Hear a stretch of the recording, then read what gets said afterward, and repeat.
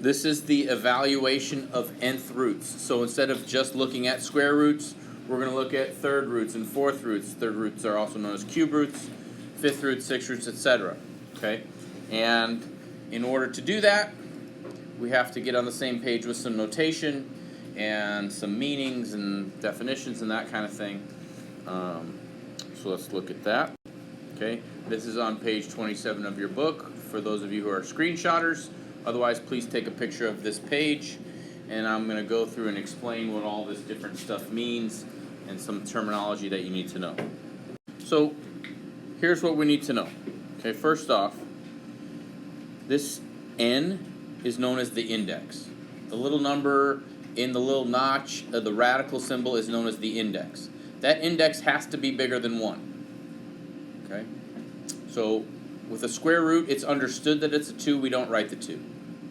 For every other root bigger than 2, we write the number in there. So cube root, there'll be a little 3. Fourth root, there'll be a 4, etc. Okay?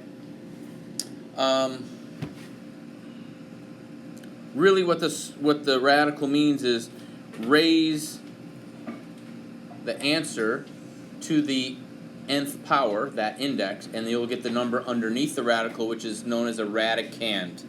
So the word and, radicand. Okay, that's what A represents.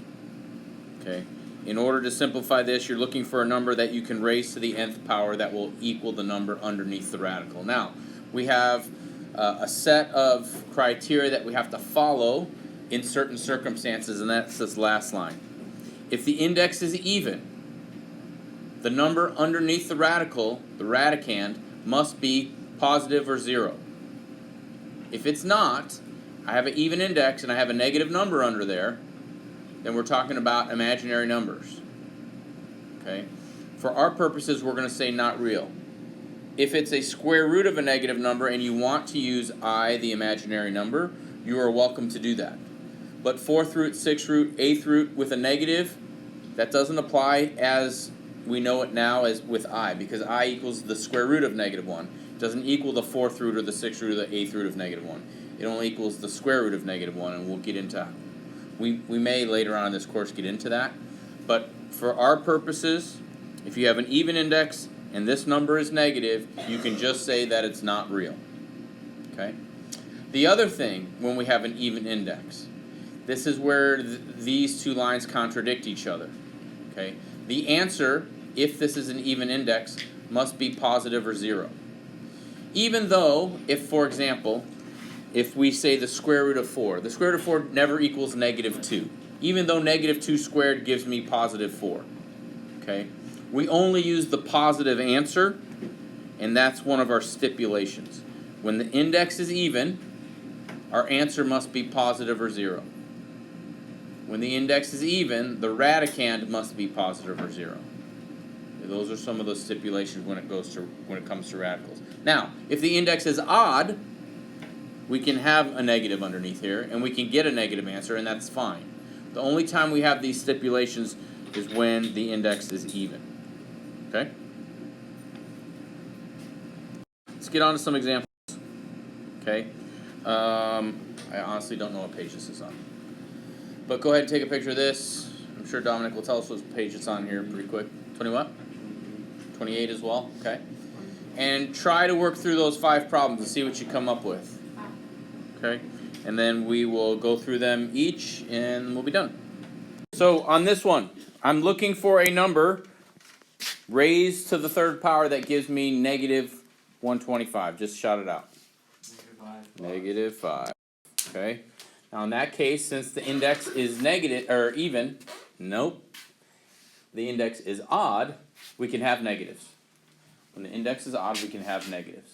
Okay? Now, on part B, right, another way to think about this is the square root of 144 over the square root of 121. Because what's the square root of 144? 12. Square root of 121. So this is just 12 over 11. You can separate like that. So when we get into a little more complicated problems later on, if you wanted to, you could split the radicals up like that. Okay? It makes it easier to simplify. Now, For C, I don't necessarily expect that you would know what number this would be without kind of testing, right? Since the fact that there is 5 digits past the decimal, you should probably experiment with something and then maybe go to your calculator, see if it works, right? What should you try here? 0.1. So if you just did 1, obviously 1 to the 5th is just 1. So if you tried 0.1, you figured out that that's what it was. Okay. What about D? What's the issue with D? There's a negative under the radical. And so? It's an even index. I have a negative under here. Okay, so we can't do it. Okay, so what you just say is just not real. It's not empty set. It's not no solution. The answer is not real. No, you cannot put 2i. I is only for the square root of negative 1. Okay. How is D and E different from each other? Negatives outside. So in reality, this is the 6th root of 64, but there's a negative in front of it. So it's almost like I'm literally covering the negative up. What is the 6th root of 64? 2. And then I drop the negative on, so I get negative 2. How many had all 5 of those correct? All right. How many had 4 out of 5? All right, that's good. Okay. That is objective 1.